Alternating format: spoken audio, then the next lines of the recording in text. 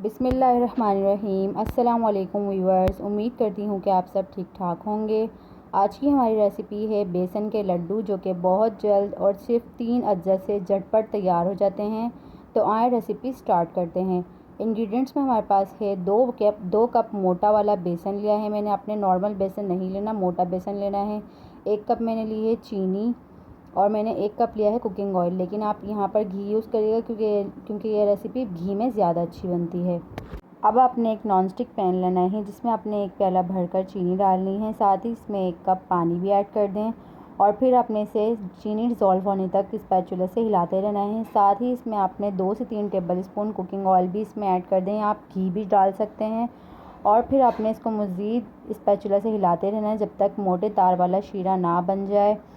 और अब मैं इसे चूल्हे से उतार कर एक रूम टेम्परेचर पर मैं इसे अलग रख कर इसमें मज़ीद चम्मच हिलाती रहूँगी। आपने चम्मच हिलाना बंद नहीं करना है, मुसलसल 10 से 12 मिनट तक आपने चम्मच हिलाते जाना है, वरना चीनी बिल्कुल स्टिकी हो जाएगी और इसमें मोटे मोटे लम्स बन जाएंगे। आपने लम्स नहीं बनने देना है, मुसलसल चम्मच हिलाते रहिएगा। हमें ये पाउडरी फॉर्म में शुगर चाहिए, जिसके लिए थोड़ी मेहनत ज़रूर लगेगी, मगर आपका काम बहुत अच्छे से हो जाएगा। तो आपने मुसलसल 10 से 12 मिनट तक चम्मच हिलाते रहना है। चम्मच हिलाना आपने नहीं छोड़ना है ताकि हमारा ये लड्डुओं का भूरा बिल्कुल अच्छे से तैयार हो जाए।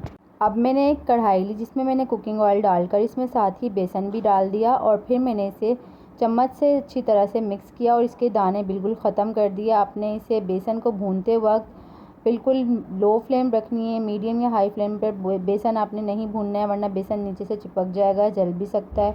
और आपने बेसन को 10 से 12 मिनट तक अच्छी तरह से भूनना है ताकि इसका कलर भी चेंज हो जाए, बेसन का कच्चापन भी ख़त्म हो जाए और बेसन तेल भी छोड़ दे। और फिर आपने इसे रूम टेम्परेचर पर ठंडा होने के लिए रख देना है। अब आपने बेसन को रूम टेम्परेचर पर ठंडा करने के बाद इसमें चीनी का बनाया हुआ बूरा आहिस्ता आहिस्ता से इसमें ऐड करना है और फिर इसे अच्छी तरह से मिक्स करते जाना है। और फिर आप देख सकेंगे कि इसमें लड्डू बनाने की बाइंडिंग कितनी अच्छी हो चुकी है।